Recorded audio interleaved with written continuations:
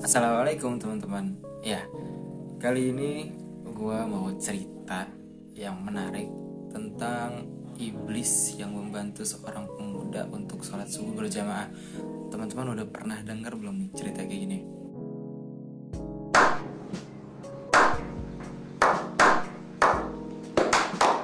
Jadi ceritanya gini, dikisahkan bahwasanya ada seorang pemuda yang mana dia ingin sholat subuh berjamaah.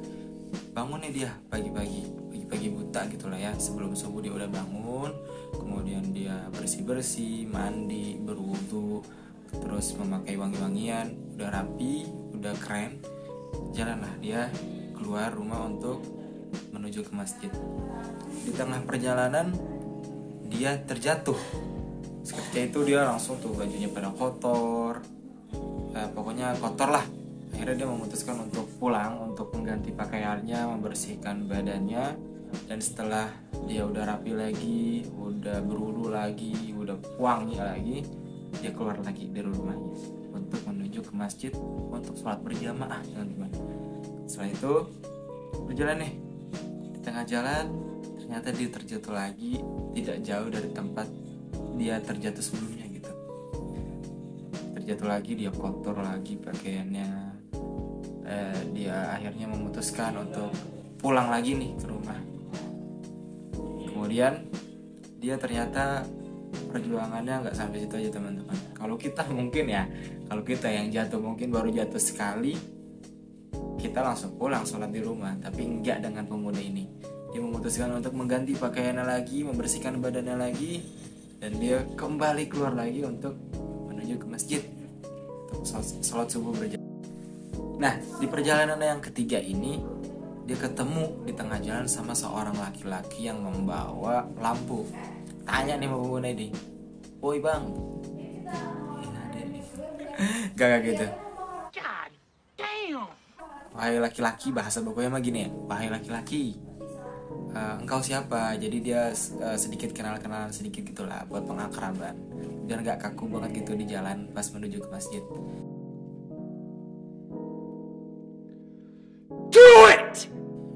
Ya, terus singkat cerita, laki-laki tersebut bilang gini, "Tadi aku melihat engkau sedang menuju ke masjid, terjatuh 2 kali. Makanya aku bawakan lampu agar engkau tidak terjatuh lagi. Aku akan mengantar kamu menuju ke masjid. Ya, aku antar." Akhirnya pemuda tersebut diantar nih sama si laki-laki ini nih. Dia berjalan dan akhirnya sampai di depan masjid. Sampainya di masjid, pemuda bingung karena laki-laki ini gak ikut masuk ke masjid, padahal udah waktunya sholat. Akhirnya pemuda tersebut bilang, "Ayo ikut yuk ke masjid, kita sholat bareng berjamaah biar pahala gede." "Gak ah." "Ayo." "Gak ah." "Ih, ayo atuh. Ayo. Gak ah," gitu katanya. Tapi setelah karena udah mengajak berkali-kali dan laki-laki ini tetap gak mau, akhirnya pemuda tersebut nanya, "Kenapa sih kamu gak mau gitu diajak sholat berjamaah di masjid, padahal kita ini udah di depan masjid?" Akhirnya laki-laki tersebut menjelaskan kepada pemuda tersebut, "Wahai pemuda, sebenarnya aku ini iblis, dan aku sebenarnya ingin mencegah kamu untuk sholat subuh berjamaah di masjid. Dan yang membuat kamu jatuh itu sebenarnya aku." Kata pemuda tersebut, "No, kalau misalkan emang begitu, kenapa kamu mau nganterin aku sampai ke sini?" Nah, itu dia masalahnya. Saat lo jatuh pertama, lo kotor, terus lo pulang ke rumah, Allah langsung mengampuni semua dosa-dosa lo. Kemudian di tragedi jatuh yang kedua, lo pulang lagi, lo bersih-bersih lagi, lo wudhu lagi, terus menuju lagi ke masjid dan jatuh lagi, Allah mengampuni semua dosa-dosa lo dan dosa keluarga lo. Kemudian gue khawatir nih, sebagai iblis gue khawatir kalau lo jatuh lagi yang ketiga, ternyata lo masih tetap pengen ke masjid, Allah bakal ngampuni dosa-dosa semua orang yang ada di kampung lo. Dan gue gak mau itu terjadi, karena gue harus mencari teman sebanyak-banyaknya buat ke neraka. Jadi karena itu gue antarin lo ke masjid, gue terangin jalan lo, biar lo sampai ke masjid dengan selamat dan lo bisa melaksanakan sholat subuh secara berjamaah di masjid. Jadi itu teman-teman kisahnya. Artinya apa?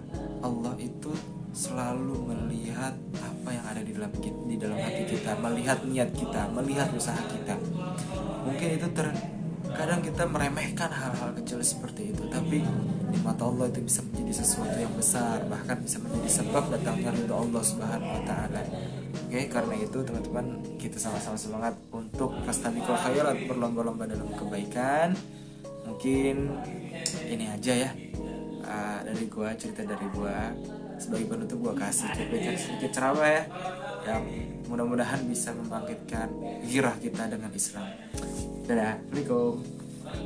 Berapa banyak orang yang pada hari Jumat jasadnya terbujur di ruang ICU, nyawanya masih bersemayam di dalam badan, tapi dia tidak bisa tegak berdiri menghadap Allah. Saat suara azan, sayup-sayup masuk ke lorong jendela sampai ke lubang telinganya. Hatinya berkeluh kesah, air matanya menetes. Dia tak dapat berkata-kata. Satu-satunya respon yang dia berikan hanya tetesan air mata. Hanya itu yang mampu dia lakukan karena dia sedang tidak berdaya.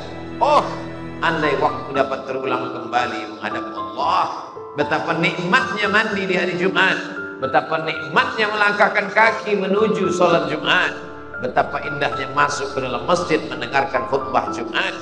Keindahan itu tak dapat lagi mereka rasakan.